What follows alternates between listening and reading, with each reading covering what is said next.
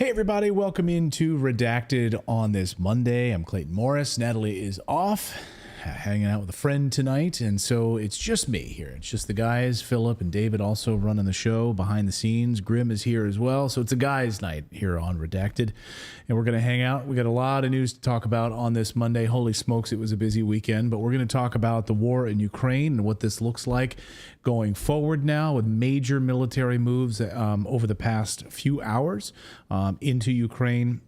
Russia has launched multiple retaliatory strikes, so we're going to look at that. We're also going to look tonight at a new I guess you could call it a gun department at the Department of Justice trying to go after your guns. You know, the Democrats have long said, no, they're not coming for your guns. They're not coming for your guns at all. They're not going to we're not going to touch your guns. Oh, really? Well, how about we just build an entirely new department at the Department of Justice to go after your guns? That's exactly what's going to happen. Plus, we're going to give you an update on the big Boeing cover-up because some major news today from Boeing.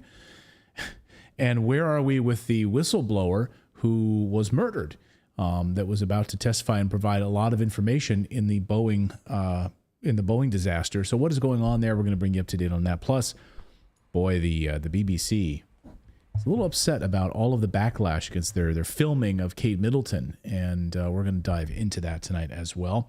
So good to see all of you on this Monday. Let us know where you're joining us from. You can dive in here into the chat room and let us know.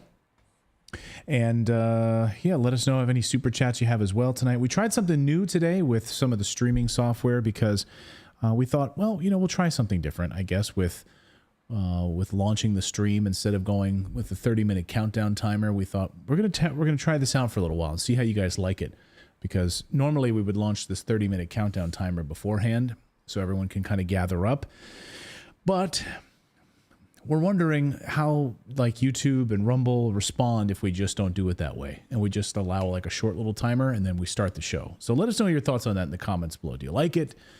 I know change is always hard for people. So we're going to test that out over the next couple of months. Yeah.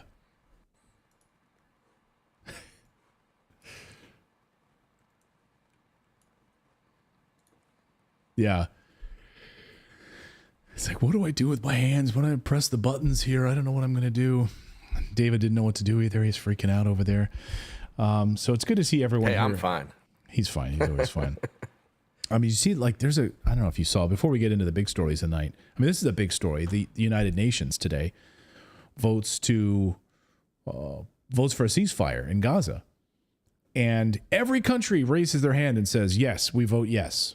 Yes for a ceasefire. I mean, how can you not vote? I mean, it's unbelievable to me. And it must be almost every country. Can you name the one country that didn't vote yes for a ceasefire? The United States? Yes, very good. And so instead of voting no, she didn't vote no, but she did vote in abstention. She abstained from voting. So there was 14 yes votes, 0 no votes, and 1 abstain, and the United States abstains. It was so embarrassing. But actually, it was the first time I actually heard a round of applause. Everyone applauded after they passed this resolution. And the United States, it's such an embarrassment. It really is such an embarrassment. I mean, just look at the open border, the southern border right now. It's an absolute disgrace what's happening. I mean, how many of you guys saw the El Paso footage this weekend? The military, I mean, couldn't do anything. Just overrun in El Paso. Hundreds of illegal immigrants just pouring through that border crossing there, and they're just overwhelmed, knocked down, pushed down, walked over. And this weekend, we passed $1.2 trillion budget. Guess how much was in there for the border? Do you guys have anybody in the chat room want to guess how much money was in there for the border? What do you guys think? Anybody in the chat room? 350 million? 350 billion. I'm thinking $350? I'm thinking probably like 50 million. 50 million. The answer is 0. There is nothing in there for the border. There's plenty of money in there for Israel, of course. We want to make sure their borders are secure. There's plenty of money in there for multiple countries in Africa to make sure their borders were secure. But the United States border, 0. Big goose egg. Colonel McGregor is going to join us in a moment to talk about the latest in Ukraine and Russia and what this means for NATO. I always love to get his perspective because as a former Pentagon advisor to Donald Trump and someone who's one of the most clear-headed voices right now, I mean, he's been spot on at every step of this. What's next for Ukraine? What's next for this massive military strike that Putin unleashed over the past 24 hours? What does it look like going into the spring? I think the ground there is still super muddy, so we'll talk about that with the Colonel as well and see what that's going to portend. But first, hey, we have a daily newsletter. I'd love for you to subscribe to it. Go to redacted.inc is the place to go. Put in your email address, and you will receive our daily newsletter. It comes to you first thing in the morning. You can drink it. You can read it over your cup of coffee. It'd be the first drinkable newsletter. You can read it over your cup of coffee. Go to redacted.inc, and you'll receive a welcome email from me, Clayton at redacted.inc. And then you just need to confirm it. So it might show up in your spam folder, might go to your junk folder, something like that. Just confirm that you want to receive the newsletter. And tomorrow morning, about 7 a.m. Eastern time, you'll receive it in your inbox. We cover some of the markets. We cover some of the stories you missed while you were sleeping.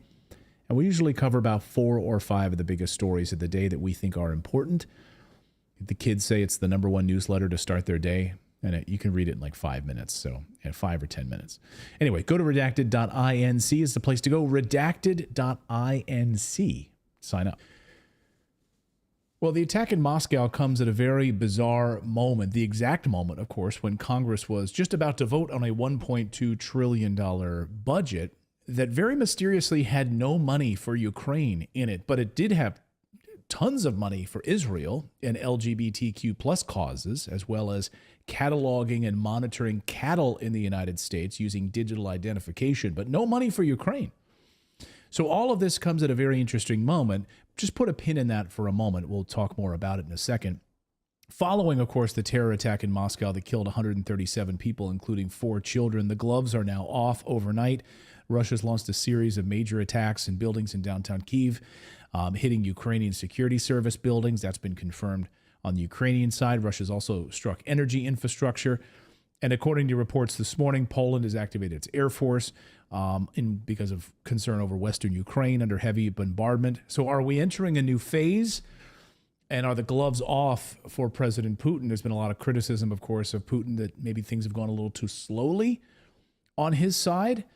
Colonel Douglas Macgregor is a former Pentagon advisor to Donald Trump. He's the CEO of Our Country, Our Choice. And in moments like this, there's no one I'd rather turn to make sense of this craziness than Colonel Macgregor, whose vast combat experience and Pentagon experience could speak volumes for us. Colonel, great to see you as always. Sure, good to see you, Morris. So let's talk about what your initial response is to this. It seems like the West was quick to jump on the idea that this was ISIS, and even other newspapers out of Australia were saying, don't believe anything Putin says. Clearly, this was Putin that launched this attack, just like he blew up his own Nord Stream pipeline. Just like any other attack that happens in Moscow, he's dropping drones on his own residential buildings. So this was Putin. What did you make of the initial response to this, and now Putin's response in the immediate aftermath? Well, understanding the Western commentary and response, and actually the event itself, requires that you understand 2 key points right now that most people in the West are not getting. The first is that Zelensky and his regime is the equivalent of a fatally wounded animal that is dying. And as a result, it will strike out with whatever it has to the bitter end at this point, rather than essentially surrender, give up, and negotiate. So think of Zelensky's regime as a dying entity. Will grasp at anything he can find. He has no real capability left on the ground. He can barely defend what he's got on the ground. And so he's turning to other forms of action, like this terrorist attack, or the use of more drones against Russian targets in Russia itself. So that's the first thing. Second thing is that NATO is in complete disarray. Behind the scenes, people are panicking. They know the war is lost. That's been clear for a long time now. You'll remember when we talked last year about the NATO summit in Lithuania, in Vilnius, and no one would speak to Zelensky. Zelensky was essentially given the cold shoulder because they viewed him as the individual who'd lied to them about his ability to be successful and defeat the Russians. And in truth, they'd all been lying to themselves from day one. And we, of course, have helped this along by promising the world and delivering nothing. I think the best way to look at it is we promised mountains and delivered a molehill. So the NATO itself is in disarray. All you have to do is look at this man, Macron. Imagine Washington is the leader of NATO, and Macron steps onto the stage and tells everyone France will fight the Russians in Ukraine effectively, which of course is absurd. He hasn't got more than 7,700 ready French troops that he can send anywhere in the world, let alone Ukraine. He promises 20,000. He's trying to build that up, but it's not likely to get very far. And then he's backed down from those initial statements saying, well, they'll be in a non-combat role. So NATO itself is in disarray. The Germans have disavowed him and said, no, forget it. We will not participate on the ground in Ukraine under any circumstances. And of course, our newest members, the Finns and the Swedes, are falling all over themselves to send thousands of troops to fight in Russia, aren't they? Answer is no, no one is. Macron is entirely alone, and our forces are sitting in Poland and Romania doing whatever they do while expensive bases are erected there for U.S. comfort. This is a disaster for NATO. So understand everything that's happening right now against those two facts. Zelensky is finished, his regime is dying, NATO is in disarray, has no leadership, and is afraid to admit the obvious that everyone knows privately the war is completely lost. So those two things have to be understood. Now, let's look at the event that occurred itself in Russia. Out of the blue, we have people who are ostensibly Central Asian Muslims, Turkic Muslims. We know of one that was a Tajik. It may be that they're all Tajiks. The Tajiks are a people that live north of Afghanistan. They're unique in Central Asia because they speak a brand of Farsi or Persian, which is kind of unusual. Everyone else speaks what we call Turkic, almost the same thing you hear in Istanbul. So that's kind of interesting. We know that the Ukrainians have recruited many of these people to fight inside the Ukrainian army. We have evidence that some of these people have been part of the Ukrainian army. Out of the blue, these people go into Russia, which sounds impossible, but you have to understand the 1,000+ miles of border that you cannot possibly protect effectively if you're a Russian right now. So these people get into Russia. They go to an arms cache, which is being prepared for them somewhere. They've obviously had some training. They show up and murder people in Moscow, and then miraculously they attempt to retreat along exactly the same route they took to get in there from Ukraine.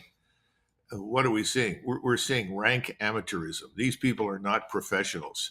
They're thugs who were offered a lot of money to go in and do this. They talked themselves into it. They went in. Most of them are dead or captured. I don't know if anybody got back into Ukraine, but the last thing you do if you're a professional is take the same route out that you took in on the mission. Now, the man that was captured that's got most of the attention is, of course, the gentleman who's lost his ear at this point. The Spetsnaz unit that captured him and his friends work for General Kadyrov. They are Chechens. And so they sliced off this man's ear at some point. Whether or not it was already partially injured and they decided to tear it off, who knows? The Russians, of course, were not pleased with this and immediately said, what are you doing to these people? Do not mistreat them, et cetera, et cetera. So then the question was asked, who among you sliced off this man's ear? And the group collectively all stood there and said, I did. In other words, they wouldn't give up the individual. Right. Now, all of this has worked to Putin's advantage in a dramatic way. The Russian people are infuriated. They're angry. They want blood. The emotions in Russia are running very, very high. And there are people in the Duma who are telling Putin publicly and privately, you need to crush Ukraine. You need to end this once and for all. And if anybody gets in your way from the West, the hell with it. We'll just march in there too. Putin is not an emotional actor. He's very rational. He's very thoughtful. He's very deliberate. He's not going to be rushed into this thing. But clearly, once the ground dries out in Ukraine, and that's going to happen towards the end of April, latest beginning of May, I think you're going to see major movements to include crossing the Dnieper River and moving south to take Odesa, and probably movements up north to complete the conquest of Kharkov and perhaps run right up to the river in immediate proximity to Kiev. I wouldn't be surprised, because the pressure is now on to end this thing. We have offered nothing. We refuse to negotiate. We treat the Russians as though they're responsible for this disaster, when in fact we ourselves have brought this on ourselves. This is the hell of our own making. No one wants to take credit for it. I am glad that people on the Hill are now questioning the wisdom of sending any more money over there, because we don't even have any idea how many billions of dollars have simply been stolen and ended up in bank accounts. Remember, Ukraine continues to wallow in the worst sort of corruption. They make Mexico look like an advanced economy. That's how bad it is. So this thing is nearing its end, its final moment. No one is going to take Putin on. We're not going to go to war in Ukraine over this. This is just not going to happen. But we're going to continue to talk. The media is going to continue to lie, with the exception of people like you and Tucker and a few others, and say that Ukraine is winning and the Russians are running out of steam. It's all nonsense. This thing is almost over. One really important piece of this is something that you tweeted or posted on X after this happened. You said, there is little doubt that MI6 and CIA were involved in this. So what's the end game for them, right? Congress is withholding aid money for Ukraine. Ukraine tells Le Monde posts the piece saying, Ukraine is shocked that we're not giving them $60 billion. CIA and MI6 are actively involved in this terror plot inside of Moscow. What is the goal for the intelligence community in Washington, do you think? Well, the CIA has been a rogue organization for a long time. Some people say it went rogue in the 60s. I can't pinpoint it, but it's clearly a world unto itself. They're going to continue to try and create plans that will allow them to pinprick the Russians whenever the opportunity presents itself. MI6 is deeply embedded with the Ukrainians. The British, ultimately, far more so than we are in terms of advice and support and training. I imagine that these people were given some training by them on the ground before they went in, although I doubt very seriously they expected much more to happen than has. At the end of the day, these institutions are going to continue to plug away, harm Russia, attack Russia, undermine Russia in any way they possibly can, until someone in Washington says stop. Thus far, we've seen no evidence for that. We haven't seen any evidence for leadership of any kind. We just are treated to a barrage of remarks. Oh, we hate Russia. Russia's evil. Russia's bad. They can't win. We'll win. Ukraine will win. It's all nonsense. There's no leadership. No one is in command, to answer your question. That's our big problem in the West right now. There is no strategy. There is no plan, nothing. It's all disjointed, fragmented, and ineffective. Something has stood out to me. I have a couple more questions for you, Colonel, but just the moment here, right? You see Germany lights up all of their buildings. They light up the Brandenburg Gate with different tragedies, the flags of different countries that have been through mass shootings and so forth and tragedies. And the Brandenburg Gate is completely just barren of any lights of Russia, nothing. They're not showing anything. President Putin flew to Ground Zero in New York and wrote on the wall and laid flowers after the 9/11 attacks and offered condolences for what happened.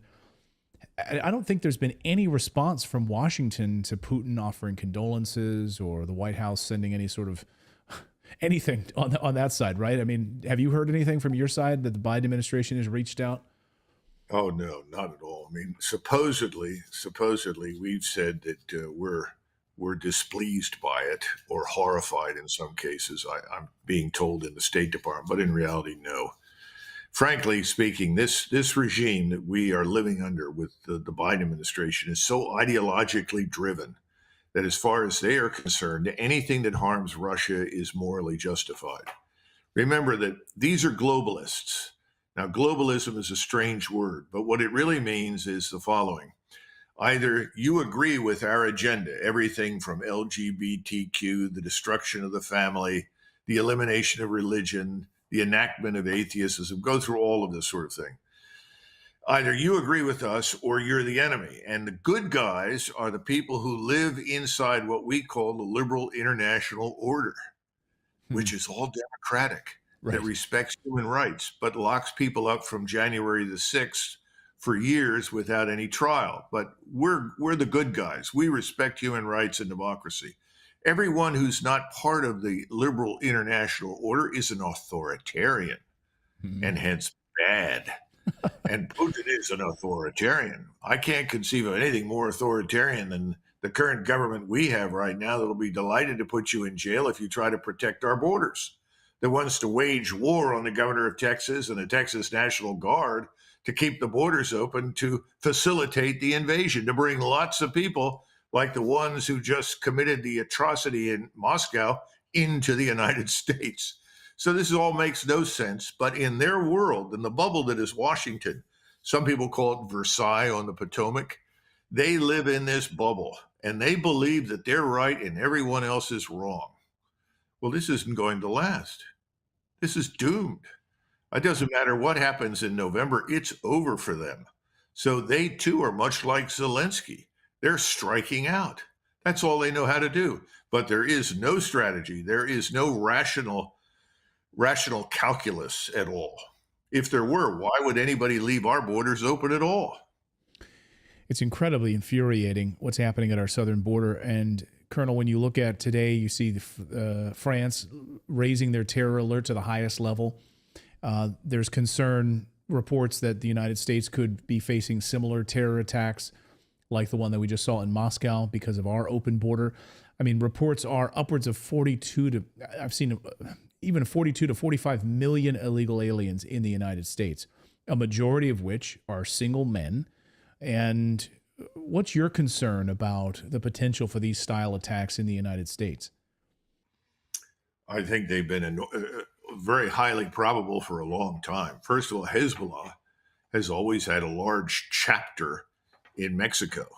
So I'm sure there are lots of Hezbollah cells operating all across the United States. There are ISIS types down there as well. There's a huge Chinese embassy with all sorts of connections to the cartels.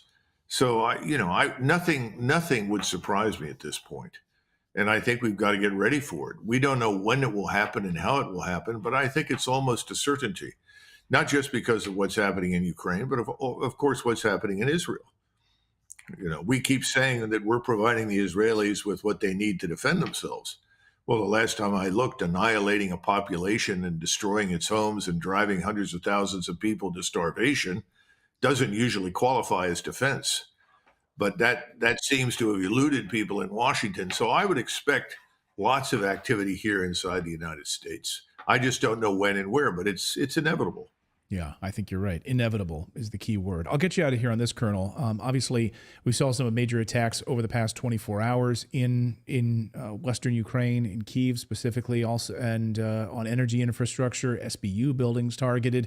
Do you think that the sort of Russian response is going to wait till late April when the ground firms up, as you said, or are we going to see strategic attacks over the next few days and coming weeks? Well, the missile strikes that you're referring to blackened 4 major cities in Ukraine, essentially knocked out the power infrastructure and destroyed much of the energy infrastructure. I think we're going to see more of that. Those are preparatory strikes. But you can't move on the ground very far, very fast right now. The ground is muddy, and it doesn't support significant forces moving on the ground. Now, you can send a few people forward on foot, but that's a slow and unrewarding activity, as the Ukrainians have found out. So you've got to prepare things. I think we'll see more attacks on the air defense infrastructure, even though most of it is destroyed at this point. Air and missile defense continues to be a big issue. The Russians want to eliminate it. Once they're confident that they've eliminated those things and the ground is solid, they will move. And I'm sure they will move to the Dnieper. And I think before the end of the summer, Odesa will also be in their hands. The key thing here for us to understand is if foolishly someone intervenes for whatever reason in Western Ukraine, let's assume the Poles are dumb enough to cross the border and go into Lvov, or the Romanians through Moldova do something, the response from the Russians will be an annihilating one. They will spare no no method whatsoever to deal with these people. The other thing is, if we get involved, if we think we're going to support somebody with air power only, we will be declared a co-belligerent by the Russians, along with everybody else in Europe. These people are furious. They've had it. They're angry. Putin is the rational actor in Russia. That's what people don't get. This man's very deliberate. He's holding the horses back. But at some point, he's got to let the reins loose, or he's going to have a population not angry with him, but will just overwhelm the situation and demand action. That's what we don't understand. He's not at risk. We are very much at risk right now. Actually, I'll get you out of here on this question. This has been bothering me for months, which is the United States has special forces in Ukraine. The French do. The British do. We've heard, of course, from the Russians that if the Americans put forces in Ukraine, this would be a bridge too far, right? This would, as you say, they would be seen as a belligerent army, and they would not hold back anymore. So we already know that we're operating there. What is? Can you explain that that paradox to me? Sure. Well, you've got light forces that are designed to advise and train and then operate complex equipment. In other words, you've got people sitting at computer terminals linking our satellite-based arrays to the Ukrainian intelligence apparatus. That's the way we're operating. What we don't have on the ground, and what is absolutely intolerable for the Russians, is the presence of combat formations, large units. The 7,700 that the French can deploy to a place like Romania, if they were to cross into Ukraine, that would be seen as an attempt to seize terrain, to hold terrain, and consequently challenge Russia's dominance in its backyard. That will precipitate a war. But small numbers of people there to advise me, and everybody does this. The Russians have done these things. The Chinese have done some of these things. Everybody has at some point. They're not tripwires. It's a modest commitment by international standards. So what people look for are the major formations, the combat units, a core headquarters that is controlling large numbers of forces that suddenly cross the border. That's what the Russians will not tolerate. Now, they have killed large numbers of NATO personnel, including our own. We don't admit to it. We keep it quiet, but they have killed large numbers of us. At some point, I'm sure that truth will come out. How do families keep that quiet? How do we keep that quiet among American families that American forces have died in Ukraine and we don't hear anything about it in the American media? Well, I don't know how the Americans do it, but I know how the others do it. And they pay a handsome sum of money to the people who've sustained the loss and told them, under no circumstances do you go public about any of this, certainly not as long as we're engaged over there. But here's this amount of money. We're sorry for your loss. And these are the benefits. And they'll probably hand over some decorations for the individual that the individual never actually saw himself. I mean, this is the kind of thing that goes on. So I don't know what we do in the United States, but I suspect it's probably somewhat similar. Colonel Douglas Macgregor, as always, we appreciate it. Our country, our choice. Can you tell our audience, by the way, it's been a few months since we've reminded our audience what our country, our choice is all about, because it's not just about talking, it's about taking action. How can people actually take action and take back our government? Right. Well, our country, our choice is founded by a group of people that decided it didn't matter who you voted for in the United States. You got the same policy outcomes over and over and over again. So this is an attempt to essentially unite people across party lines and build the foundation for what I would call a third way, and ultimately at some point in the distant future, a third party. Because we see no future with the two orthodox organizations that are almost indistinguishable from each other, uncomfortably close. We call it the Uniparty on the Hill. And this, at the same time, the people that are joining us, we're trying to recruit people who can go in to government and replace the people in the bureaucracy and in Washington who are running the show. In other words, we want to go in and drain the swamp, not sort of metaphorically, in reality. And like Andrew Jackson, we believe that any decent, honorable American who loves his country with a modicum of education is better than anyone we have right now in Washington. Absolutely. The website is ourcountryourchoice.com. You can go there and support the cause, something we believe in wholeheartedly here on Redacted. Colonel, great to see you as always. Thank you for making sense of this craziness. Thanks very much. I appreciate it. Good to see you again, Clayton. Thanks so much, Colonel. Appreciate it.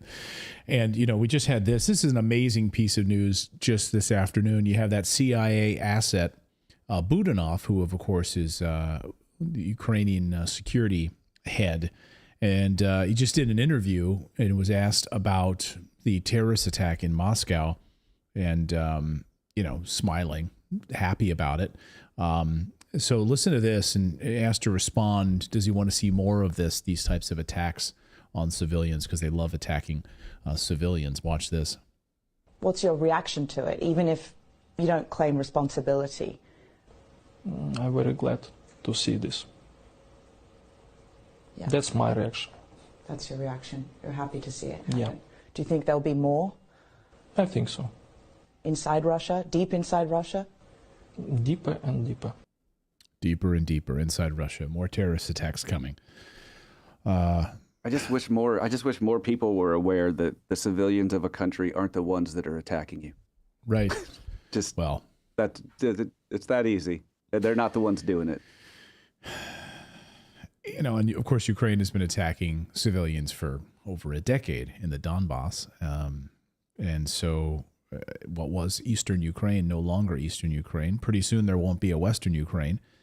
And of course, these massive attacks that have happened over the past 24 hours, leaving many of these cities in total darkness now, and hitting the intelligence infrastructure, hitting the energy infrastructure, taking out landing strips where these F-16s are supposed to be arriving, and the infrastructure related to the F-16s.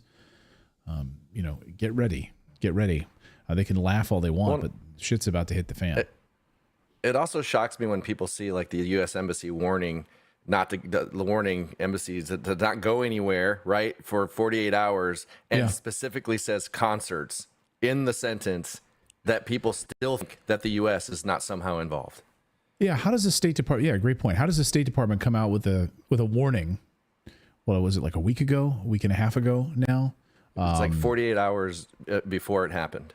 Yeah, but there was a warning even like about a week and a half ago as well from the State Department. So it's like, America, stay away from concert venues, stay away from large gatherings in Moscow. Be very careful about this. I guess warning Americans. We had nothing to do with it. We had nothing to do with it, of course, right? Sure. To get up pretty early in the morning, if you believe that. Anyway, we've got more news to get to here on your Monday. Good to see all of you. People wondering where Natalie is. She's off tonight. She's got a friend visiting, so she's spending some quality time with a friend for 2 days on a little girls trip. So it's just the guys tonight holding down the fort here. We've got more news. We're going to talk about how they want to take away your guns and the Department of Justice, the Biden administration's new Department of Justice, an entirely new department aimed at taking away your guns, and whom they label as extremist. They're going to take away the guns from people they label as extremists. We'll talk about that. We're also going to talk about this Boeing cover-up, new details in that regard, and a major fallout with multiple heads of Boeing being shit-canned today, losing their jobs. So we'll get to that. Plus, yes, we are going to talk about some of the drama in the royal family and what is exactly going on. And by the way, there's now Freedom of Information Act requests of the BBC. Oh, the BBC filmed this Kate Middleton interview or this statement? Okay, well, can you tell us, was any AI used at all in this Freedom of Information Act request? Was any voiceover fakery being used on this video? We're going to hopefully get some answers in the next 20 days, they said. The BBC is now responding. They will respond to this within 20 days. 20 days? It takes that long to respond? Okay. So we'll look for that. But first, I'm going to tell you about our friends over at Mack Weldon. I've been wearing Mack Weldon clothes for years. I've loved their T-shirts, their hoodies. And when they said, hey, we love Redacted, we want to sponsor the show, I said, are you kidding me? I've been wearing Mack Weldon stuff for years. Yes, come on over. Guys, their clothing is fantastic, stylish, and comfortable. You don't have to go crazy trying to come up with, super modern, designs and figure out how you're going to look. all on one website. You can go and get fantastic polos and bottoms and everything. They're Oxfords, they're chinos, and it's effortless comfort. If you get a few key pieces in your wardrobe, you'll feel great, you'll look great, and it's dressed up too. It's comfortable but dressy at the same time. So their polos dress up really nice. They're super comfortable. I just got the Ace sweatpants, which are fantastic. I also picked up a new polo, some new t-shirts as well. I love their t-shirts. I've been probably my favorite t-shirts I've ever worn. Really, really love them. Their boxers are really super comfortable as well. From their light as air underwear to innovative anti-odor t-shirts, they have versatile yet comfortable pants. Mack Weldon has a full range of clothes that never go out of style. And you're going to get 20% off your first order if you go to MackWeldon.com and check them out. MackWeldon.com. Get 20% off your first order. I highly recommend checking out, if you want a good sweatpant that's like comfortable but doesn't look like some baggy like MC Hammer pants. They're really comfortable in style. You can like wear them with the kid's soccer game on the weekend, or just you're going out, going shopping, and they don't look like baggy sweatpants. Like, they look really nice and stylish, and they're comfortable as all get out. They have fantastic performance fabric. Usually means clothes that look and feel techy or shiny. They don't have that.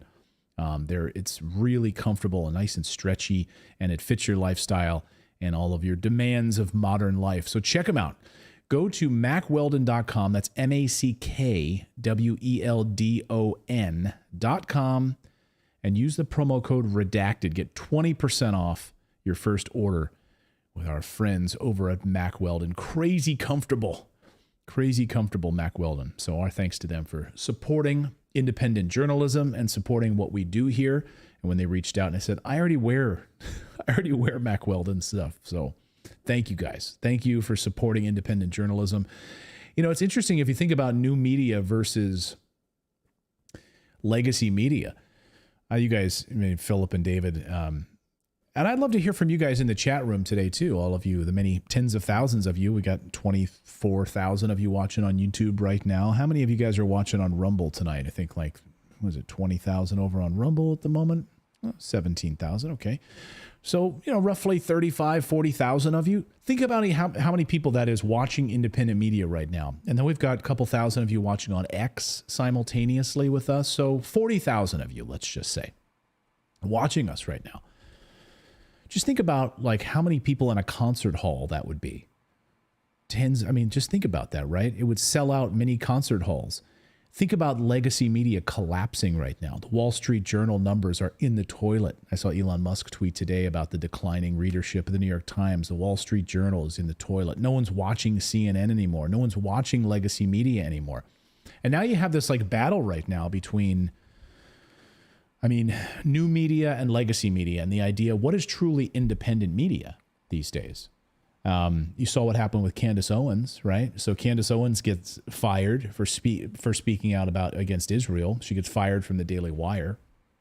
And what is it, so we're in this weird era now where you've got new media, which was supposed to be the alternative to CNN and Fox News and MSNBC. And now you have someone like Candace Owens getting fired from there. It's well, then they're not independent. They're not an independent voice. Did you see Don Lemon's attempt to get into independent journalism with his new Twitter show that everybody is just completely tearing him apart because he's trying to bring legacy media to independent media, and it did not work. He's like, I've got an idea for a show. I'm going to bring CNN over to X. So how do you guys want? No one was watching CNN. Do you guys want to not watch it now on X? Don Lemon and the demands that apparently he was making to get his show. He wanted a free, he wanted a Cybertruck as part of his contract with X and all this craziness. He wanted to go to space. He wanted to be launched into space according policy to reports. Decisions, nothing gets changed without his approval. So yeah. Platform. So I think we're having this interesting moment right now. New media. And now what is truly independent media? I like to think of our show as truly independent, right? However, as an analyst about this, you still have to deal with the big tech censorship, right? So it there are times when we cover stories, when we cover them on YouTube, but we can't cover them, and we have to just go to Rumble because YouTube will censor us. So we still have to like deal with the big tech gods in a lot of ways. Like, what is truly independent anymore? I don't know exactly, but it's when you see what happened with Candace Owens this weekend, you realize like, well, new media, a lot of the new media outlets that were sort of born out of legacy media, like the Daily Wires of the world. I mean, they're not really independent, are they? I mean, this is just an extension of legacy media. Am I wrong? I don't know. Let me know what your thoughts on that. Well, I think some of it probably just has to do with like trying to emulate. Like they don't know who to emulate, and so they're like, oh well, we're really making it if we look like CNN or if we act like CNN, and so then they lose that independent streak so that they can emulate what they think of as being success. You know what I mean? Yeah. Well, and it just shows you, like people thirst for at least truth seekers. Like you might not always get it right. You might not always be telling the truth because you're just getting the information as it comes. But the mainstream media has no desire to get to the truth. They're just reading what they're told to read, period. And this shows you that with the popularity of independent media now, with like Bongino and stuff getting hundreds of thousands of viewers on a live show that these mainstream media shows aren't even doing, with us at 40,000, I mean, that tells you people want the truth. I always felt like if any mainstream channel would have become more about truth, they would have been the most popular channel on TV, but none of them do it. Yeah, I mean, and that's our goal here on this show, and we don't censor anybody. We don't censor anybody's voices when we have them on the show, and we don't have other shows on this platform. So we don't have like a Candace Owens, right? So we don't have like any other, shows really. So, but if we did, we wouldn't tell like a Candace Owens like what to say, then how is that independent media? Like you're censoring a person and then you're firing that person. Yeah. I mean, I've not once have you ever like even suggested that I should have a different take on something. Not once. Like I don't think Dave, it's like that's just never been the style around here. Yeah. No, I mean, no, that's just not. Or we have correspondents on the show and we let them say whatever they're going to say. We don't ever censor anybody's voices on this show. We get censored. We get censored a lot. And we get banned. We've been banned by YouTube now 4 or 5 times. But and we speak our minds here on this show. I don't feel like we have to maybe watch a few of our words. Otherwise we'll get censored. There was a time obviously during COVID where we couldn't say things like ivermectin. If we even said the word, our show would be like blocked, which was crazy. And we've got a staff of people here. So we have someone to keep our show on the air. So we'd have to like say code words like that medicine that sounds like schmectin, and things like that. But anyway, I just think it's an interesting, we're entering into an interesting time right now, this idea between legacy media and new media, and then what is truly independent media. And I think you're going to see a lot more discussions about that in the coming months. But all right, let's talk about guns, shall we? Well, Joe Biden has long told us, no, we don't want to take your guns away. We're not going to take your guns away. I'm not that kind of president. But that's, of course, a bald-faced lie. Yes, they do want to take your guns away. In fact, the Justice Department just announced a sweeping new program called ERPO. ERPO. Sounds like a hall monitor. Oh, there's ERPO again, telling you what to do. ERPO will let them label anyone they want as an extremist. So if you're labeled as an extremist by ERPO, then they will take your guns away and they will allow family members to report one another so that they can come and take those guns away as well. This is through something called the ERPO laws. So it's our National Extreme Risk Protection Order is what it's called, and their resource center. And it sounds like it's a ton because it actually is. It's a bunch of garbage actually. So here's their National Extreme Risk Protection Order Resource Center. A tool to save lives. A tool to save lives. It gives them the power to train, assist, and advise on laws for pretty much every government and non-government agency in the name of keeping guns out of the hands of people who pose a threat to themselves or others. It's not just about preventing gun ownership through background checks. It's also about removing existing guns from people who they label extremist. And here's where it shows that it's not just about purchasing guns. It's also about possessing guns, meaning they'll take them away from anyone labeled an extremist.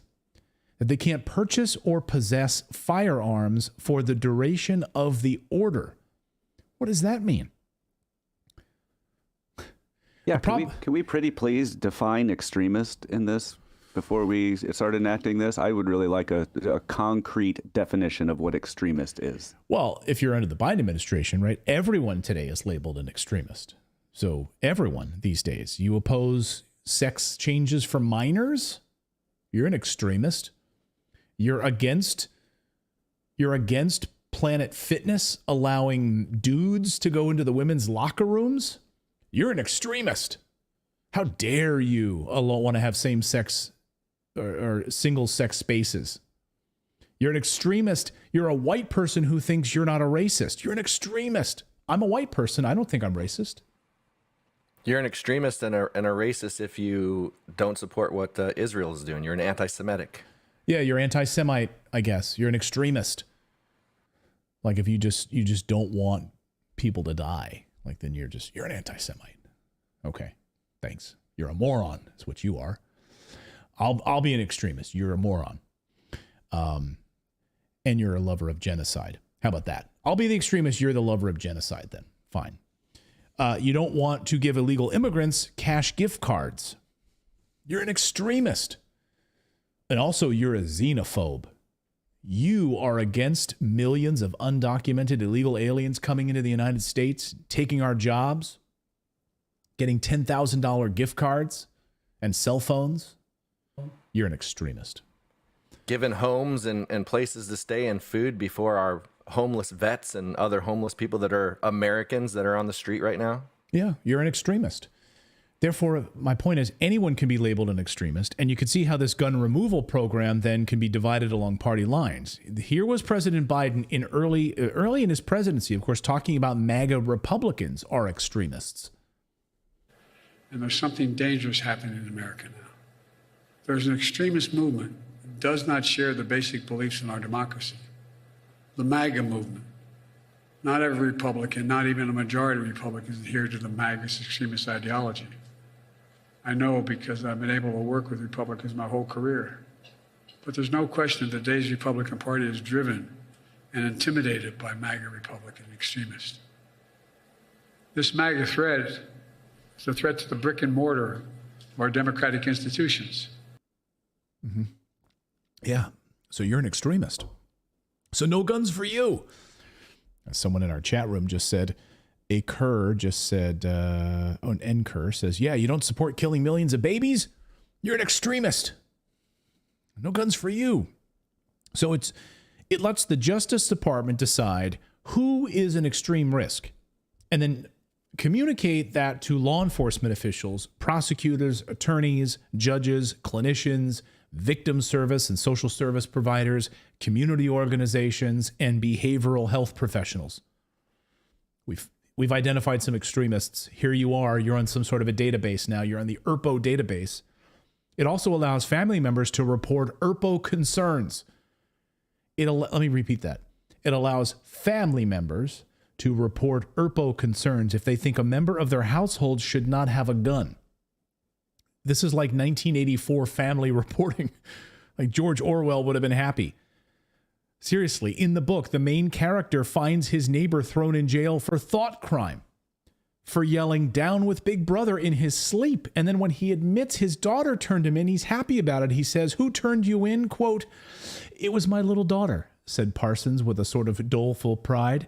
"She listened at the keyhole, heard what I was saying, and nipped off to the patrols the very next day. Pretty smart for a nipper of 7 years old, eh? I don't bear her for any grudge for it. In fact, I'm proud of her. It shows I brought her up in the right spirit anyway." It reminds me of, do you remember we covered this a couple of months ago? But of course, the DIA app that they rolled out in Ukraine, the DIA app. And it was it's basically the digital infrastructure app that the United States was funding through the U.S. aid program, of course, and to funnel billions of dollars into this, monitoring everything that happens into Ukraine. It's a test bed for this, right? So Ukraine was the test bed. And of course, in the DIA app, allowed you to report your neighbors. It's exactly what they want, and that's what they want to do in the United States. So remember, the gestational process of this was born out of this USAID program and the DIA app in Ukraine. And now they want to bring it here, and they, of course, want to monitor everything we're doing in the United States. Rat on your family members and rat on your neighbors. Oh, and I'm sure they'll roll out an app for it, just like the DIA app in Ukraine. Representative Thomas Massie calls it a federal red flag center. What the hell is this evil? Thomas Massie writes, a federal red flag center. We did not authorize this. Announced, of course, just hours after the omnibus bill passes. Justice Department launches the National Extreme Risk Protection Order Resource Center. How is this possible? Right? They didn't authorize this, but now we just have a new Justice Department center where you can report people as extremists? How is this allowed in the United States? We are losing our country in real time. It's just the modern version of if you see something, say something. Remember that? Yeah, but I posted all over the airports and all that stuff. But that I'd be okay with, right? If you see something, if you see a package that's laying there and you hear ticking in it, like maybe you go up to the security and be like, hey, there's a box laying there, right? Or well, yeah, but it carried over to all other kinds of things. So like, for instance, like if somebody paid cash at a hotel, that was a red flag. So they had different things that like, if something didn't seem right and out of the ordinary, not just bags and stuff, that you were to report it. Right. Yeah. Well, I mean, and that's the thing I think that seems to be missing from this is the word violent. That it's not, they're not going after violent people. Like, because I mean, you know, like you look at domestic abuse situations where they should go in and confiscate the guns because that demonstrably saves lives. But this is just like extremist is such a squishy term. It's not easily defined. And because they're not adding violent in there, because violent maybe if somebody is like threatening somebody's life, take away their guns. But in the case they're just saying extremist, that's a political ideology. And they're basically saying there are certain political ideologies they will not allow to be armed. Right. And that's, I think to me, that's the problem. Oddly enough, this was announced again just after Thomas Massie said that after the spending package was announced, which also cut the FBI budget by $650 million. And it cuts its construction account by 95%. And yet the FBI just gave itself sweeping new powers. But it cut its budget massively? Interesting. So how do you square that? I don't understand that. Does this make you a bigger part of the FBI now? Like, we're going to cut staff, we're going to cut resources, but now, guess what? We're just employing average citizens to become snitchers and just to report family members. So now we can cut our own budget because now you're going to do the job for them. We're going to turn this, 1984 United States. Meanwhile, in Florida, law enforcement must have not gotten the memo. They're saying that guns are still A-OK. And you can still protect your property with them. I love this. This was in 2022, so you can imagine the Justice Department will have some words with this guy in 2024. Listen. As to the person, we don't know which homeowner shot at him. I guess they think that they did something wrong, which they did not. If somebody's breaking in your house, you're more than welcome to shoot them in Santa Rosa County. We prefer that you do, actually. So whoever that was, you're not in trouble. Come see us. We have a gun safety class we put on every other Saturday. And if you take that, you'll shoot a lot better, and hopefully you'll save the taxpayers money. So here in Florida, yeah, just shoot them. You know what? It'll save us all the extra work, the hassle of the paperwork and everything. And we don't have to fill out that paperwork, So just if you got someone breaking into your home, don't call us. Just shoot them and kill them, okay? And don't worry, you'll be okay. We're not gonna come arrest you later. Florida. So I find this utterly disturbing, and how this gets pushed onto the American people. It seems this level of the surveillance state is real, as we've talked with Kyle Seraphin, former member of the FBI.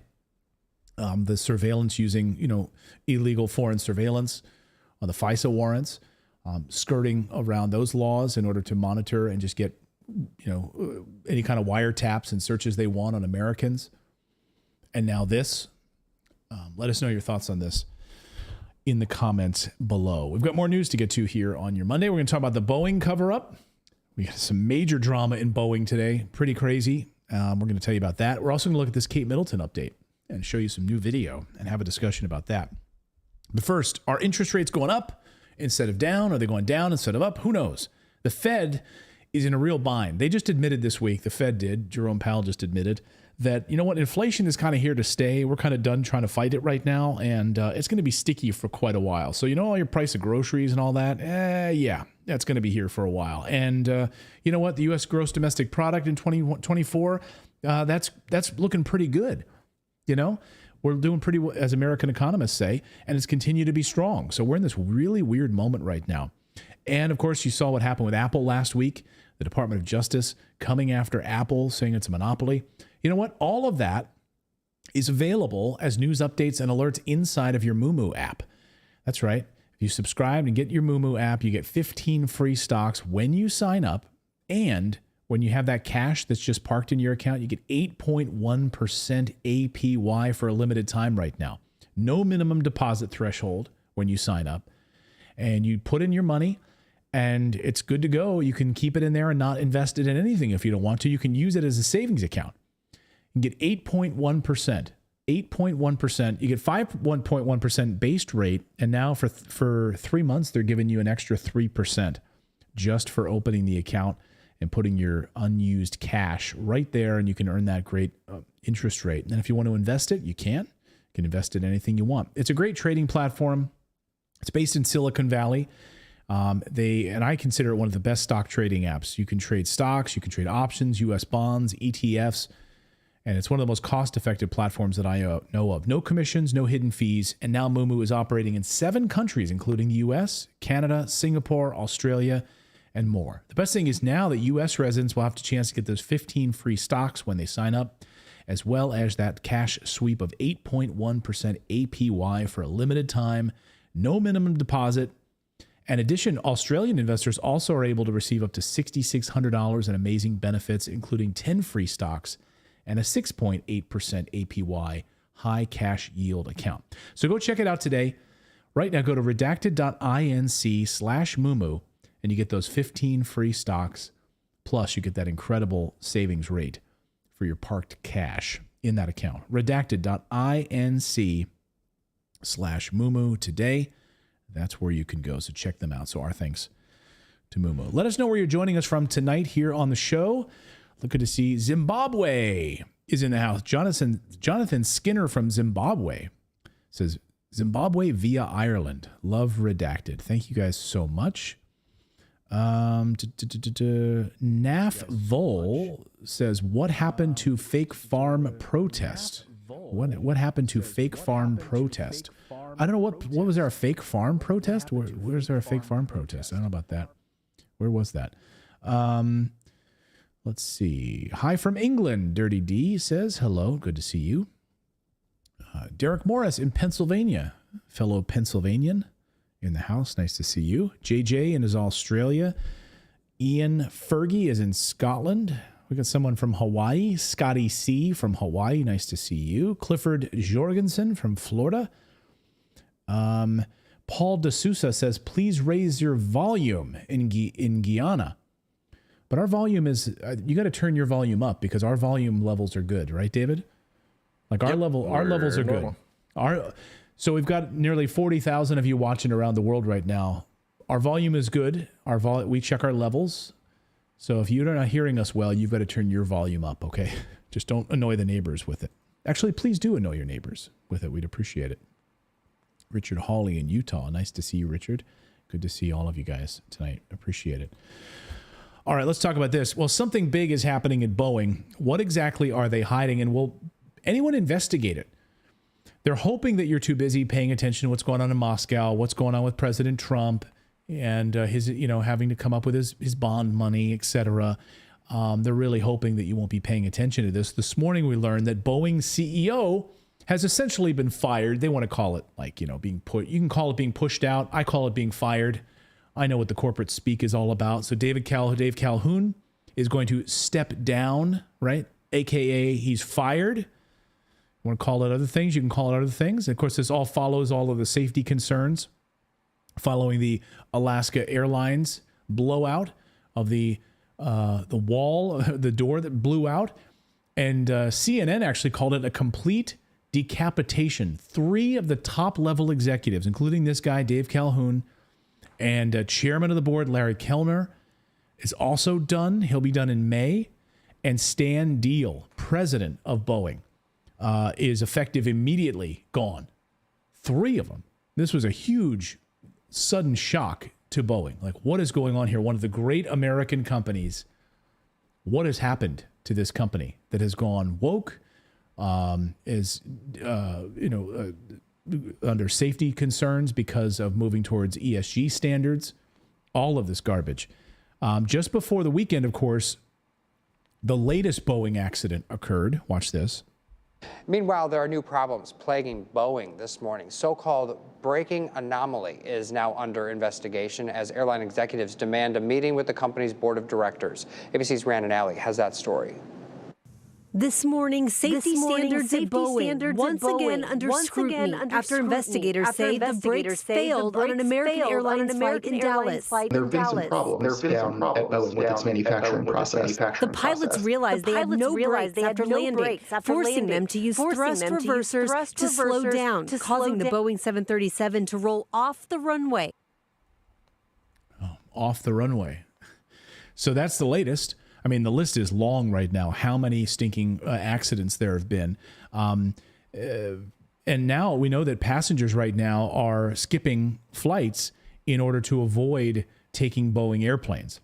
So we talked about this. You can go into different apps like Kayak and so forth and choose which airlines you want to fly. So as you're choosing your flights, you can choose, do I want to be on a Boeing flight? No, you can choose to select, no, I don't want to be on that flight. I don't want to choose this particular aircraft anymore. All of this, of course, comes on the heels of a Boeing whistleblower who was in the process of testifying about these problems at Boeing when he was murdered in his car. No one believes he committed suicide. You'd have to be a moron to believe that. And he even told loved ones that if he winds up dead, that he didn't commit suicide. I know that he did not commit suicide. There's no way. First tonight, our investigative reporter Ann Emerson has new information in the death of Boeing whistleblower John Barnett. A close family friend of Barnett says he predicted he might wind up dead, that a story could surface that he killed himself. But he told her, don't believe it. Ann?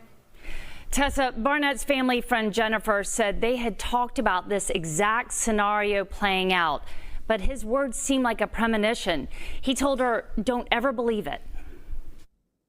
I knew John because his mom and my mom are best friends.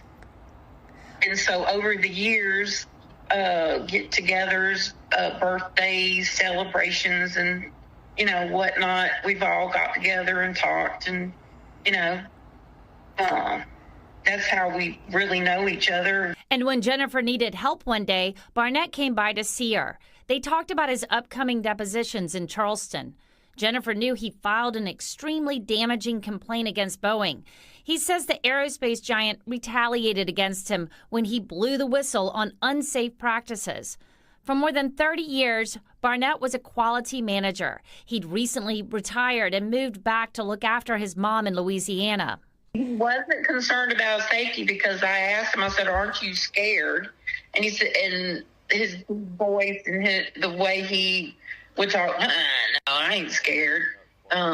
He said, but if anything happens to me, it's not suicide. I know that he did not commit suicide. There's no way.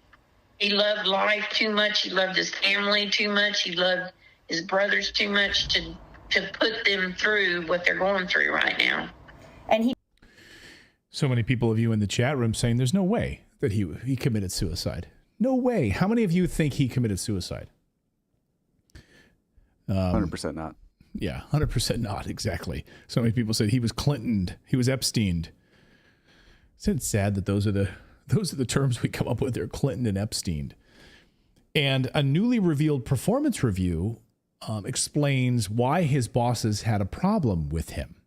He was, I love this, basically overly knowledgeable. Here's his performance review.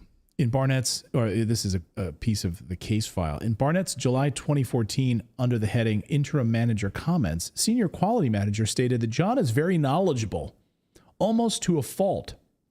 as it gets in the way at times when issues arise. John likes to be right, and at times re-challenges issues that appear to be resolved at a round table.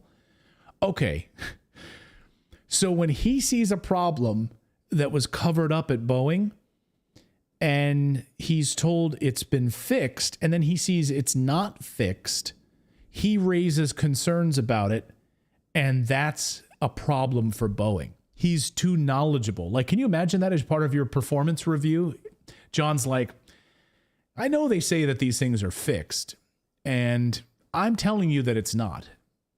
And, well, his bosses have a problem with that. You're a little too good at your job, John. I mean, like, in all honesty, like, if like by these standards, like, they could have like a cleaning contractor that comes in after to clean up the shop, and they would be overly knowledgeable because they can look and go, hey, that thing fell off that plane while it was flying. I don't think that's supposed to do that. That's just overly knowledgeable. Like, no, we fixed that. That's not happening. Parts aren't flying off of our planes. Like, anybody can see that there's problems. Yeah. Like, what the hell? We're all too overly knowledgeable. Apparently, and they wanted you to be quiet about it, or they wanted John to be quiet about it. So when he sees these problems, he's told, John, they're fixed. Just stop worrying about it. Just move on. We know you like to be overly knowledgeable about this. Kevin Gostola, who's been a frequent guest on our show here, a great journalist, says Boeing whistleblower John Barnett, who was found dead under incredibly suspicious circumstances, apparently upset Boeing's lawyers because he could recite details of incidents from a decade ago and specific dates without looking at documents. Like he has a photographic memory, and he knows shit isn't right, and he's calling attention to it, and that upsets his bosses. It upset Boeing's lawyers because he knew the details, and these lawyers were like trying to trip him up. An Al Jazeera reporter, of course, we showed you this, armed himself with a hidden camera, visited the Boeing plant in South Carolina. He visited the department where the B787 Dreamliners were assembled. And the journalist asked the employees there whether they were ready to fly on airplanes they were assembling themselves. And they said, absolutely not. I'm not flying on these things. This is a Boeing factory in the U.S. state of South Carolina. Workers here in Charleston are assembling the company's flagship product, the 787 Dreamliner. But this footage reveals some have little faith in the plane they build. Did you fly on one? No. You won't fly on one. Yeah, I wouldn't fly on one. Amazingly, of the 15 workers that they asked who were building the planes, 10 of them said they were not ready to fly, even though these craft are considered finished. They're basically admitting they're not finished. Because I see the quality going down around here. An employee captured the footage after contacting Al Jazeera to tell us he had serious concerns about what he was seeing. At his request, we changed his voice. With all the problems reported on the 787, there's 90% that's getting swept away, hushed up. It's an iceberg. So if that's not enough, here's a list of recent accidents from this year. If you want to go back to the sort of beginning, I mean, there's over close to 6,000 people have died now as a result. But just this year alone, let's just talk about January. Alaska Airlines, the Boeing 737 MAX 7 had to make that emergency landing in Portland because of that fuselage blew out of the plane. January 14th, the Boeing plane had to turn around and land in Japan after a crack was found in the cockpit window. February 21st, we had Boeing 757 in San Francisco had to land in Denver due to wind damage. Boeing officials said the plane had to land due to an addressed issue with a slat on one of its wings that broke off. March 7th, flight from San Francisco to Japan had to make an emergency landing after a tire fell off the plane. That video, that was captured on video, of course. And then March 8th, United Airlines flight went off the taxiway at the airport in Houston. No injuries there. Plane landed on its side.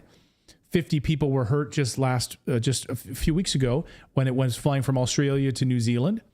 And this was amazing when it said a plane was initially described as strong movement. What is strong movement? David had a strong movement this morning after breakfast.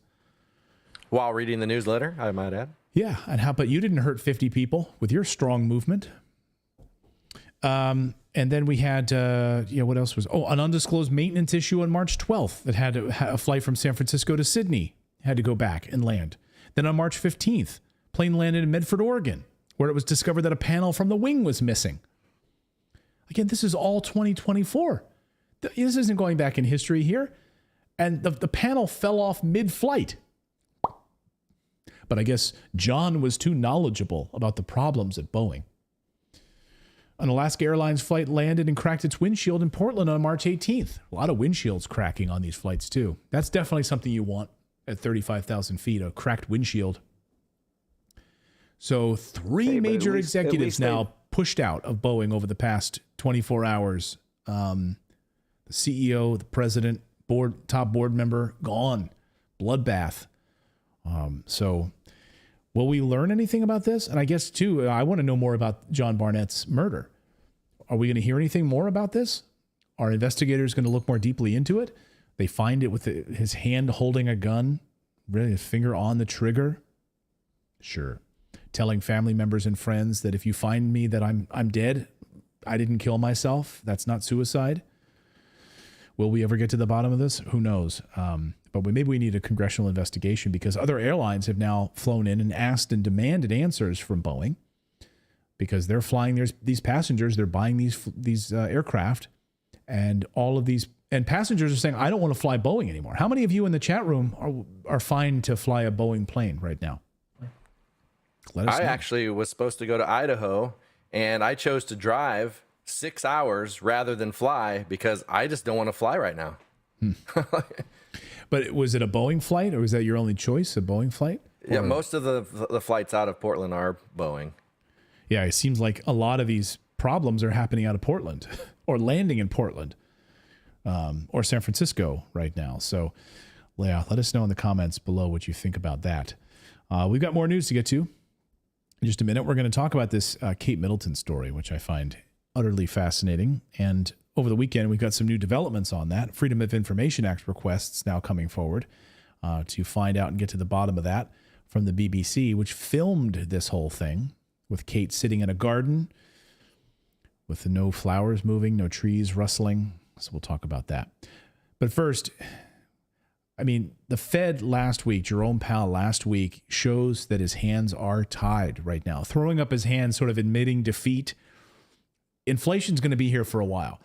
I'd love to hear from you guys in the chat room right now. Like, how much are you paying? Are you paying extra for rent? Are you paying extra for groceries? How much is like a typical night out that maybe 3 years ago, 4 years ago, well, the price was compared to today? Do you guys have any,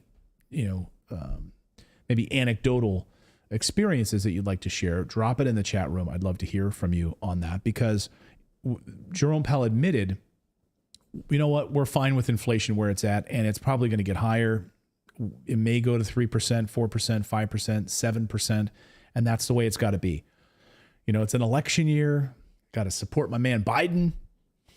Got to keep these interest rates down, so we're going to slash interest rates 3 times this year. That's the plan on the part of Jerome Powell and the Fed.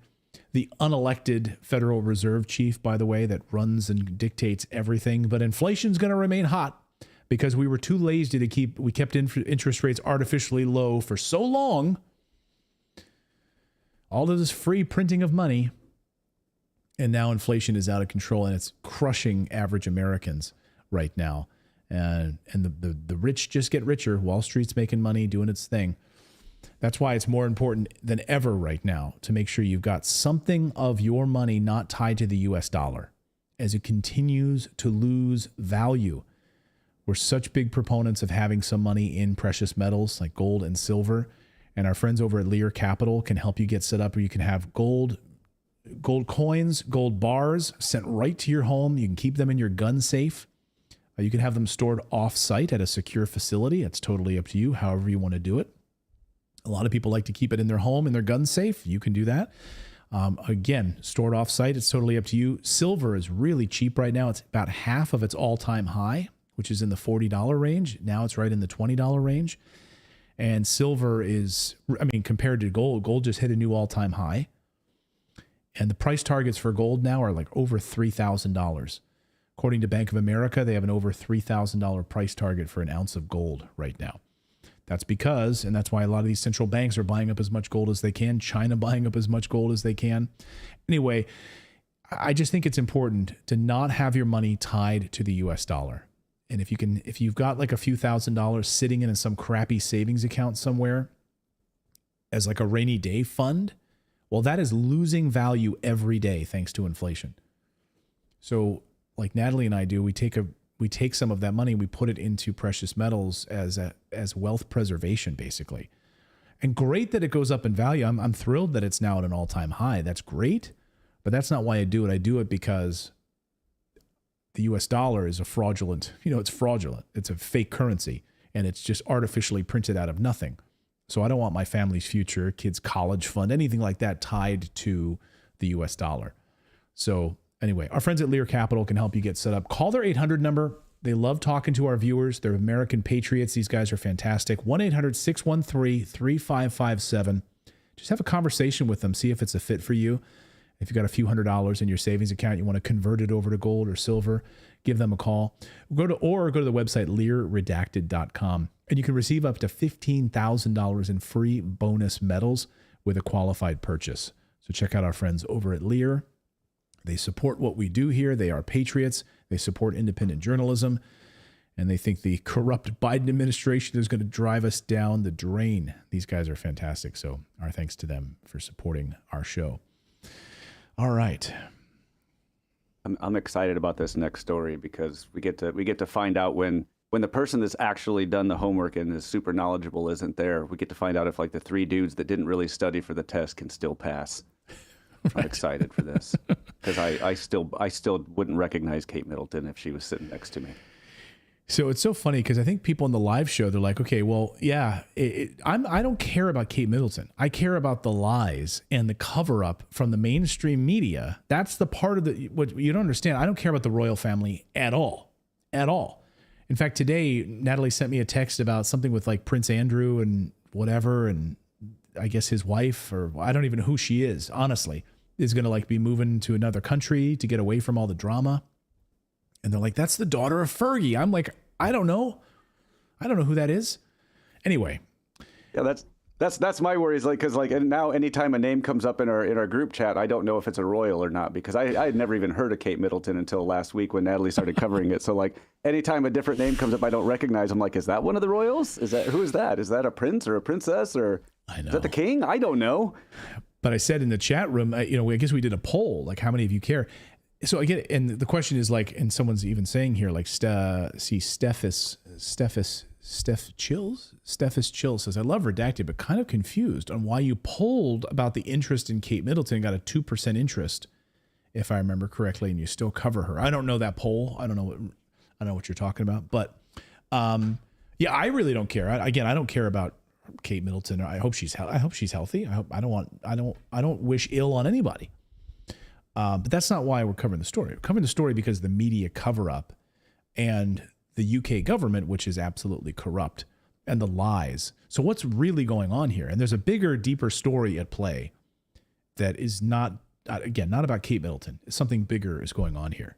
And the lies the mainstream media are telling us right now.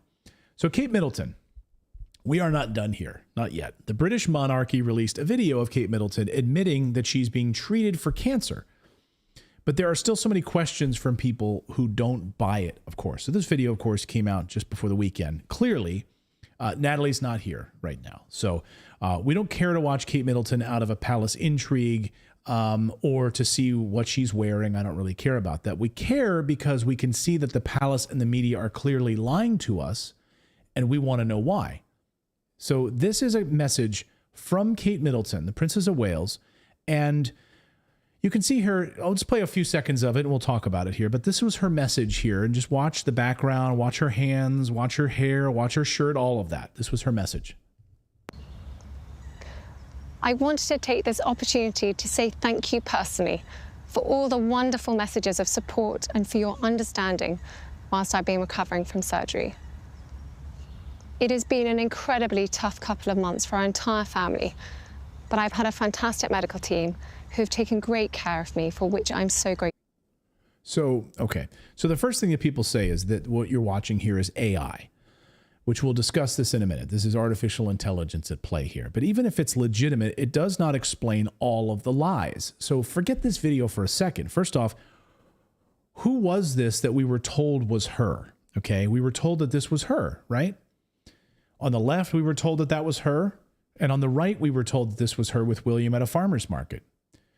Who are these people? If you put these photos next to the woman who made the video this weekend, it still does not add up. That's not the same person. That's clearly not the same person. And even though the palace never said those women were Kate Middleton, they were shown with her mother and her husband. Right? So they're with Prince William shopping? Who is this woman? Okay, and she's in a car. Like, what's going on here? But these people are like made to look like her? And the media ran with it. See, here she is. They were just shopping this weekend. Everything's fine. Ignore it. So do her husband and mother just have stand-ins that are available at a moment's notice for their beloved Kate? So they can hang out with them? Like, oh, my real Kate isn't here this weekend, so I've got the doppelganger I can just hang out with. It also doesn't... Well, the one thing I noticed on that video, if you play it again and look at it, there is absolutely zero movement of any flower, any leaf, any blade of grass. Nothing moves in that background, which is very, I mean, even like if you're outside, there's going to be some movement, right? I did just see a fly in front of her though, but like that was what made me question it. Like I see no movement. Yeah, I mean, of course, analysts have dove into this. We're going to dive into more and more deeply here in a second, but I agree with you. I mean, nothing's moving. I don't know that I've ever been outside when it's like that calm, that peaceful. I don't know. So it does not explain why the palace never released the unedited version of the Mother's Day photo that started all of this. Like this original photo that went out that started this entire garbage. And now we know that this was altered. You can see the disclaimer at the bottom. It's an altered photo. And it was made its rounds all over the news, right? So when people pointed out that their outfits were similar to a public outing in November, they blamed it on bad photoshopping on the princess and never released the unedited version of the photo. Show us the unedited version of the photo then. Because the story we got was that Kate was at home on Photoshop and she, like other moms, likes to Photoshop some stuff. That's the story we got. Really? She just got like abdominal surgery for cancer and she's there Photoshopping things on a Mother's Day photo? Like something doesn't add up. And by the way, where's William in the photos? Okay. So again, the lies here. And if she's been sick all along, why did they lie that she didn't have cancer? Kensington Palace confirms princess does not have cancer. Okay. So then they're lying again. And if the BBC made this video 2 weeks ago, why did the press say that the woman who went to the happily, farm shopping last weekend was happy and healthy? Here's Kate outdoors. Here's Kate outdoors, happy and healthy. See, she's fine. Princess Kate spotted out and about for the first time. Oh, okay. So that's not Kate at all, but you're telling us it is. You're lying to us. Again. So is this video of her cancer explanation AI? Undetermined. A few problems, though, that people could be explained by the low resolution, but why do they film it with such low resolution? We have 4K, and we're led to believe the BBC filmed this, and they filmed it with like 1990s film quality, right? 240p or something. Like they used Android phone with. They used like a Game Boy. Remember the Game Boy camera? You could get a camera that attached to your Game Boy back in the 1980s. Maybe that's what they used. A few problems that people see could be explained with this low resolution, so I just don't understand why they filmed it with this low resolution. Many have fixated on her wedding ring, which is the ring that once belonged to Princess Diana. It does disappear. It does appear to disappear at one frame. Watch this. Wow.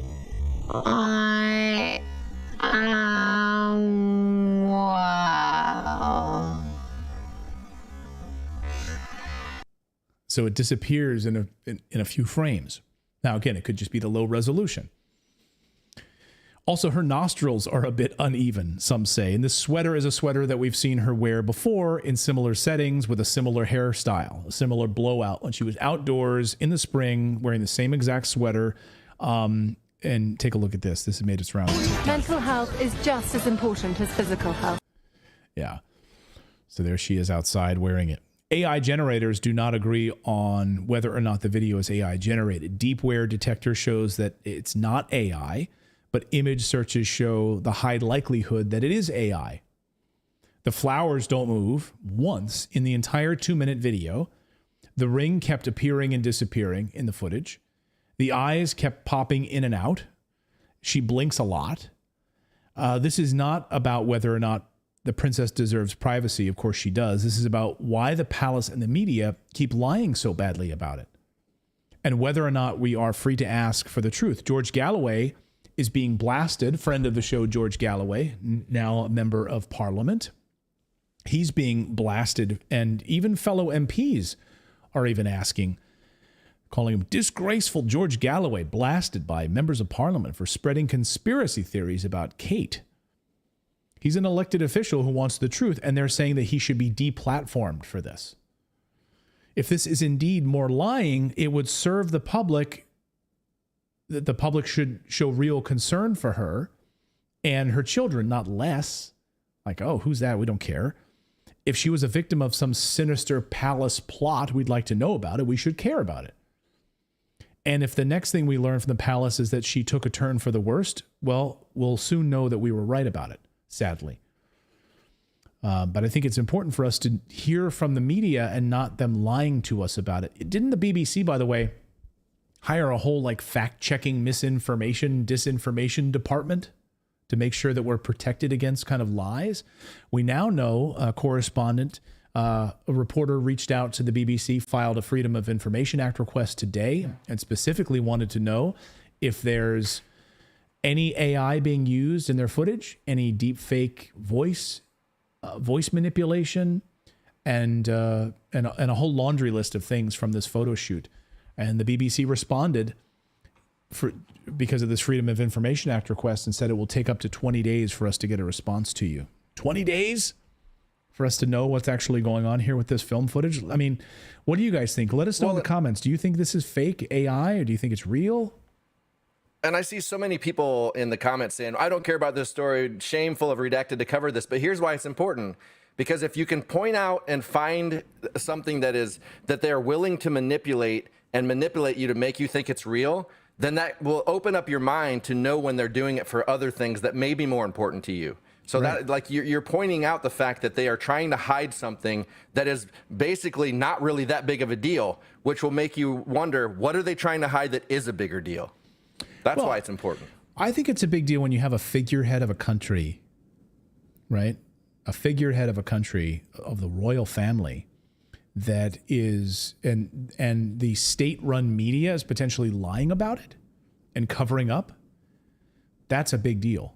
And you have a member of Parliament, George Galloway, calling for the truth. That's news to me. That's news in my eyes. Well, yeah, and I think that there's something very telling in the George Galloway thing, in what you said, they're trying to get him deplatformed. If somebody's got a bonkers theory about something, I know of a YouTuber that believes that sharks aren't real, thinks that they're just a government ploy, stuff like that. Nobody's calling to deplatform that person, because we all look at that and they're like, yeah, that's completely bonkers. But when they come out and they're like, we need to deplatform this person, it's not because what they're saying is completely false. It's because there's truth in it, and they want him to shut them up. They don't deplatform people that are just batshit crazy. This is not what they do. Right. We just let that person be crazy. But here, the point is, they've lied to us already. That happened. They've lied to us. And so did the palace, lying about this cancer. So what else are they lying about here? And what is the state-run media doing covering this up? When you look at their involvement in Ukraine and the amount of, literally you had you had Ukrainians training in the UK. Right, and you have Ukrainian and you have UK soldiers right now inside of Ukraine. What else are they covering up and hiding from us? This is important. Go ahead, David. Well, and I think that's the main point, is this is a story that is going to this connects many, many people that don't care about politics. They know nothing about politics. So if you can have something like this that a vast majority of people care about because they love the royal family, and they're like, wait, they're lying to us, then it makes them look on the political side and opens up their mind to the potential that they're lying about other things. So that's why I think this is an important story to cover. Yeah, I mean, you could even take it a step further and look at what happened with the bloodbath comments last week and how the media lied to all of us, right? About the mainstream media pushed this narrative that Donald Trump was calling for a bloodbath, and he wasn't. They purposefully took it out of context. And Joe Rogan just did an entire piece, really interesting piece, on how even if the truth does come out, the lie has now like saturated our brains first. And that's why lies and propaganda are so powerful, because they saturate our brains first. And no matter, even if the truth does come out later, the damage has already been done with the lie. So the bloodbath lie that Trump said, that damage has already been planted and done. You have the mainstream media telling the story that Trump's called for a bloodbath, and you have casual people who don't follow news very much or don't know what they're talking about. They're like, I heard Trump called for a bloodbath. It's another reason maybe I'm not going to vote for the guy. It's a lie. And so this stuff is powerful. And yeah, it doesn't just stop at Kate Middleton. It has nothing to do really with that. It really is about the lies and the media cover-up and what these governments are doing. So I don't know. I'm curious to see what this Freedom of Information Act request will say once we get it back from the BBC, and the truth on that will come out. But I don't think they can cover up this for very much longer. So let us know your thoughts on this in the comments below. I really appreciate it. Yeah, I mean, over like 1 million of you watched our coverage of this. So people say they're not interested. You definitely, I'm just as fascinated by it. I mean, I was going through these videos all weekend too. I'm fascinated by it, you know? I mean, hey, there's a reason The Crown was one of the most popular shows in a long time. So yeah, people do care more than they're willing to say. Well, sometimes we need a crazy government to, you know, weird espionage story to take our minds off the horrors of the day sometimes. Anyway, there's a lot of news happening in the world. Tomorrow on the show, we're going to be covering the southern border and how we are entering phase 2 of Biden's invasion of the United States. Phase 2 is starting, and we're going to tell you what that is tomorrow on the show. It's unbelievable, really, really disturbing. And this is exactly the way that Mayorkas and Biden have been planning it to happen. This is an extension of the Obama administration's plans with the invasion of the United States. So we're going to cover that on the show tomorrow and so much more. But hey, we should tell people about our Plus Club, shall we not? I guess we have our Plus Club, and if you'd like to go to redacted.inc and join our Plus Club, you can. And you know, this show is totally free, but if you'd like to become a Redacted member, you get access to interviews and exclusive content before anyone else gets to see them. We released special videos, special interviews on this weekend that no one else got to see, but our members got to see it because you're a member. And David, what is the price for it? It's like really cheap, right? You can choose how much you want to join for, right? Yeah, it's $5. And then if you want to give more, you can give more, or you can do annual. You can do a one-time. Doesn't matter. Like, you've got every option available to you as long as it's $5 or more. So we are independent media, and we thank you for your support of independent media. Again, our show is totally free, but we give you bonuses and exclusive content. We've got a great members community, and again, interviews and videos that you won't see anywhere else for joining our Redacted Plus Club.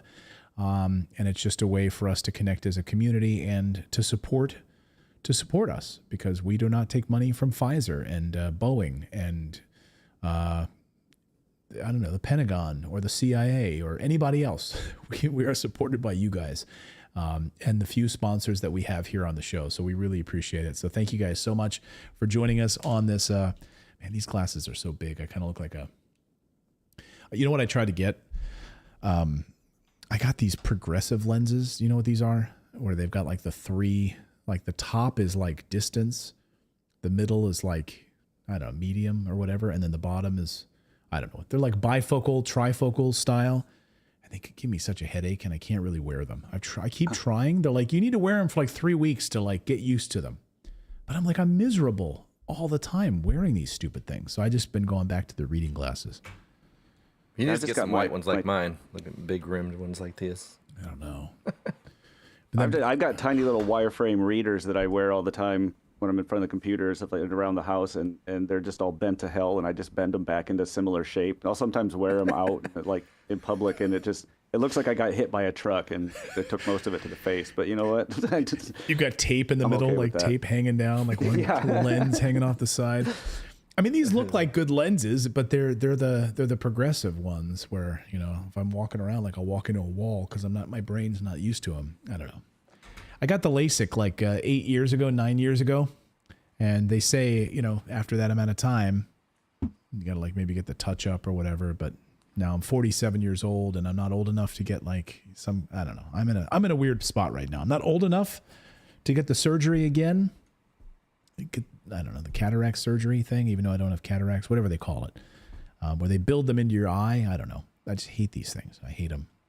And I hate contacts too. They scratch your eyelid, your eyeballs. Anyway, if anyone has any tips on how to get over this progressive lens issue, let me know, because I can't stand these damn things. All right, everyone. Have a great night. Thank you guys for watching Redacted. We'll be back here tomorrow at 4 p.m. Eastern time. It'll just be the boys again tomorrow, and then Natalie will be back on Wednesday. So have a great night, everyone. Yeah. And please share the show with your friends. That's how we can grow here on Redacted. So have a great night, everyone. We'll see you tomorrow.